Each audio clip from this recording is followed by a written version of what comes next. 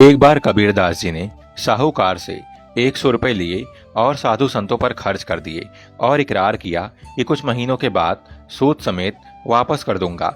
महीने निकल गए पर पैसे नहीं दिए। वह साहूकार भी बड़ा बेदर्द था। उसने काजी की कचहरी में अर्जी दे दी और डिग्री करवाकर कुर्की ले ली। कबीर जी के एक प्रेमी ने आकर बताया तो वह बड़े परेशान हुए। उन्होंने अपनी पत्नी लोई जी से कहा कि घर का सारा सामान पड़ोसियों के यहाँ पर रखवा दो, जिससे साहूकार उनको कुर्क ना करा सके, और मैं 4 दिन इधर उधर चला जाता हूँ। जब रुपए होंगे तो साहूकार को देकर उससे देरी के लिए क्षमा मांग लूंगा। लोई जी ने कहा, स्वामी, मुझे निश्चय है कि राम जी अपने भक्त की कभी कुर्की नहीं होने देंगे। आपको कहीं पर भी जाने की आवश्यकता नहीं है। कबीर जी ने अपनी पत्नी का निश्चय देखा, फिर भी कहा, लोई, फिर भी मुझे कुछ दिन कहीं पर बिताने चाहिए।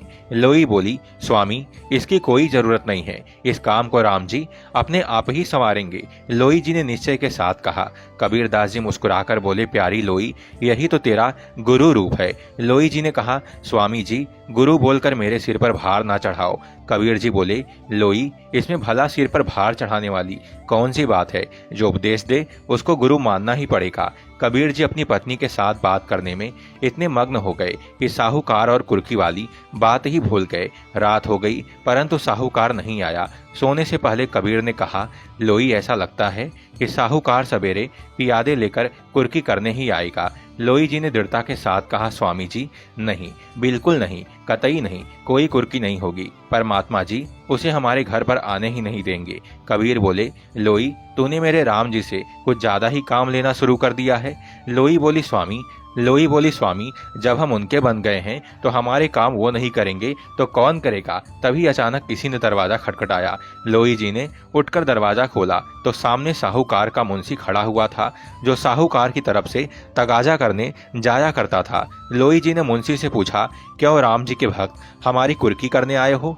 मुंशी नम्रता से कहा, जी नहीं माता जी, आपकी कुर्की करने कोई नहीं आएगा, क्योंकि जब हम कल कचहरी से कुर्की लेने गए थे तो वहां पर एक सुंदर मुखड़े वाला और रेशमी वस्त्र धारण करने वाला सेठ आया हुआ था। उसने हमसे पूछा कि कबीर जी से आपको कितने रुपए लेने हैं? साहूकार ने कहा कि 100 रुपए और सूद के 30 रुपए। उस सुंदर मुखड़े वाले सेठ ने एक थैली साहूकार के हवाले कर दी और कहने लगा, इसमें 500 रुपए है, यह कबीर जी के हैं और हमारे पास सालों से अमानत के तौर पर पड़े हुए हैं।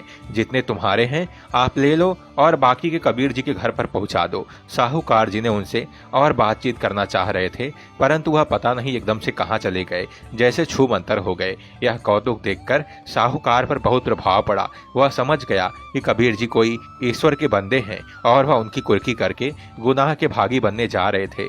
साहूकार जी ने यह थैली आपके पास भेजी है, इसमें पूरे 500 रुपए हैं। साहूकार जी ने कहा, कबीर जी उनके रुपए ही धर्म के काम में लगा दें और उनका यह पाप बख्श दें। लोई जी ने कबीर से कहा, स्वामी, राम जी की भेजी हुई या माया की थैली अंदर उठाकर रखो। कबीर दास जी मुस्कुराकर बोले कि लोई, इस बार राम जी ने तेरे निश्चय अनुसार कार्य कर दिया है, इसलिए थैली तुझे ही उठानी पड़ेगी। लोई बोली, नहीं स्वामी, राम जी हमारे दोनों के साझे हैं, इसलिए आओ मिलकर उठाएं। दोनों पति पत्नी अपने राम का गुणगान करते हुए थैली उठाकर अंदर चले गए।